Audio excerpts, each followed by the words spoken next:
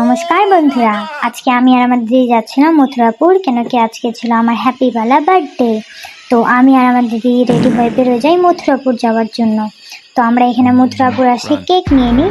কেকটা নেওয়ার পর আমরা ভুলে যাই যে আমরা হ্যাপি বার্থডে ট্যাগটা নিয়ে নেই। তো ওটা আমরা নিতে আবার যাই, আর ওটা নিয়ে আমরা বেরোয় যাই বাড়ির দিকে। আর বাড়িতে যাওয়ার সময় এখানে চলছিল ঝগড়া। তো ওটা দেখার পর আমরা চলে আসি বাড়িতে আসার পর আমি বেলুন ফুলোই নিই। বেলুন ফুলানোর পর আমার দিদি ডেকোরেট করে নেয়।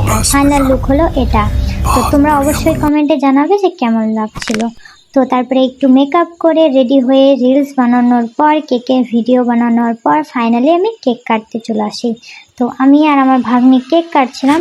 তো কেক কাটার পর আমার দিদি বললো আমার জন্য নাকি একটা সারপ্রাইজ আছে। তো তারপরে আমি চলে যাই আমার সারপ্রাইজটা দেখতে। তো আজকে আমার হলো এটা সারপ্রাইজ বার্থডের গিফট বড় কালিমা। তো আজকে ভিডিও